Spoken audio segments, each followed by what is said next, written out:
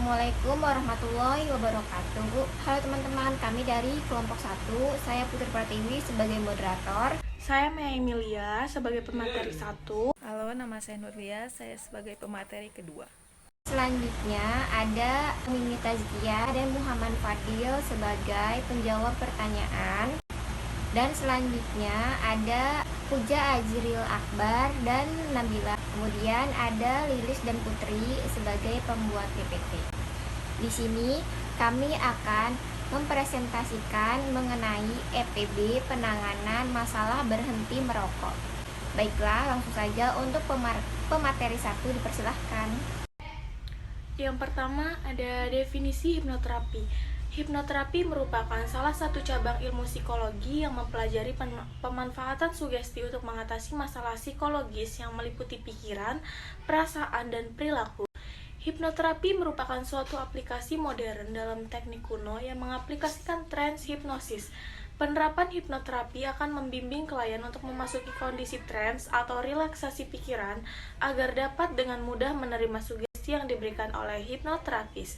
Dalam kondisi trans, pikiran bawah sadar klien akan diberikan sugesti positif guna melakukan penyembuhan gangguan psikologis atau dapat pula digunakan untuk mengubah pikiran, perilaku, dan perasaan agar menjadi lebih baik.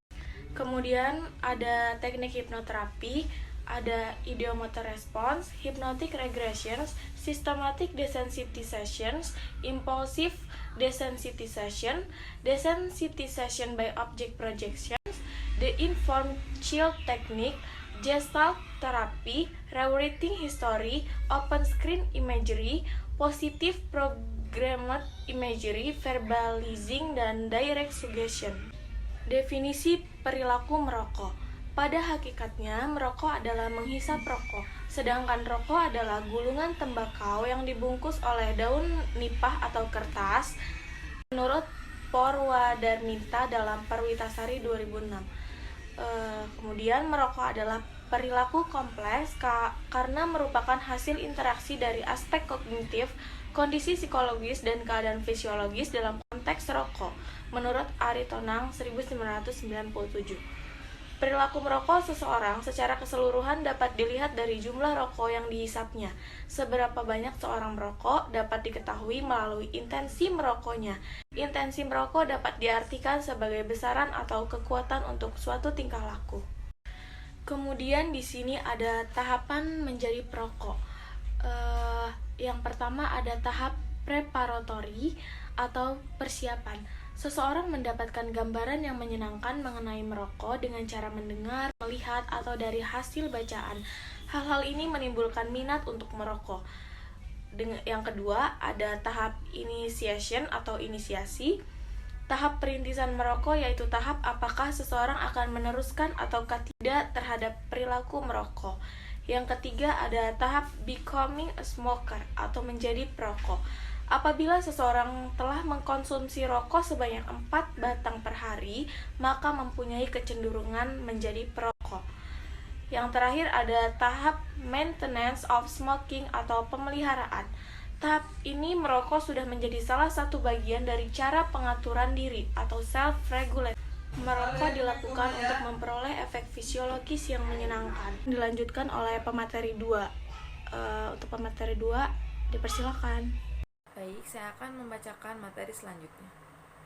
Metode penelitian. Tahap berhenti merokok. Merokok memiliki kekuatan edukasi yang terbilang besar. Orang yang terlanjur memiliki kebiasaan merokok sulit untuk menghentikannya. Karena itu, apabila seorang perokok menghentikan kebiasaannya, pasti ia akan merasa tersiksa, baik fisik maupun mentalnya. Tujuan penelitian ini adalah untuk mengetahui cara sukses berhenti merokok dan mengetahui faktor-faktor kemudahan berhenti merokok. Jurnal 2. Terapi berhenti merokok dengan Spiritual Emotional Freedom Twitch-Niquin. Remaja sebagai generasi penerus bangsa perlu disiapkan menjadi manusia yang sehat dan berkualitas. Hal ini merupakan ancaman serius yang sedang dihadapi Indonesia, karena repenisi merokok juga membesar pada kelompok remaja. Masa remaja yang merupakan periode di mana individu memiliki keinginan yang kuat dalam mencari tahu dan berpetualang pada segala sesuatu yang belum pernah diketahuinya. Selanjutnya yaitu jurnal 3. Terapi kecanduan merokok dengan menggunakan metode spiritual emotional freedom technique. Penelitian ini dilatar belakangi oleh adanya aktivitas merokok di kalangan para remaja sudah tidak bisa dihindari lagi. Ada yang merokok di usia yang masih muda yaitu 10 tahun, merokok di kalangan remaja dan mahasiswa sudah tidak bisa dihindari lagi. Seringkali kita melihat pandangan siswa dan mahasiswa yang merokok di sekitar kita. Mereka secara sembunyi atau terang-terangan merokok dan banyak dijumpai sekolah, di warung-warung, tempat mereka jajan, di tempat tongkrongan bersama teman-temannya, di kampus, di pasar, bahkan di rumahnya. Selanjutnya yaitu hasil penelitian jurnal 1. Terapi berhenti merokok. Seorang yang berusaha ingin berhenti merokok akan mencari jalan keluarnya, namun tidak semua orang bisa berhasil dengan metode yang disarankan dari orang lain. Dari istri, yaitu dia tidak mau diajak bercanda dan tidur bersama di kamar, yang mengakibatkan informan terdorong untuk berhenti merokok. Dorongan dan anjuran anggota keluarga mampu berhenti alasan untuk berhenti merokok. Selain penolakan dari anggota keluarga juga bisa menjadi pemicu yang membuat perokok bertekad meninggalkan rokok. Anak dan istri informan ternyata terpengaruh gaya hidup perokok. Terbukti mereka mengikuti jejak informan sebagai perokok. Keprihatinan ada akan perilaku istri dan anak memotivasi informan untuk berusaha sekuat tenaga agar hidupnya tidak tergantung pada rokok. Jurnal 2. Terapi berhenti merokok dengan spiritual emotional freedom technique. Sebelum memasuki tahapan safety, tim pengabdian melakukan asesmen kepada peserta mengenai level kenikmatan saat merokok. Siswa diminta mengklarifikasi masalah di mana terapis meminta siswa untuk mengambil rokok dan mendekatkan ke hidung. Kemudian siswa diminta untuk mencium dan membau aroma rokok. Jurnal 3. Terapi kecanduan perokok dengan menggunakan metode spiritual emotional freedom technique. Terapi kecanduan dengan menggunakan metode safety adalah sebuah terapi yang menghubungkan energi psikologi akupuntur dengan spiritualitas yang digabung menjadi 15 teknik terapi safety. Sebagai metode baru dalam melakukan EFT safety sendiri ditemukan oleh Ahmad Fauzi Jainuddin, pertama kali melakukan secara spontan dan ternyata berhasil. Lalu mengeluangkannya beberapa kali dalam beberapa kasus dan berhasil mempraktekannya pada ratusan orang.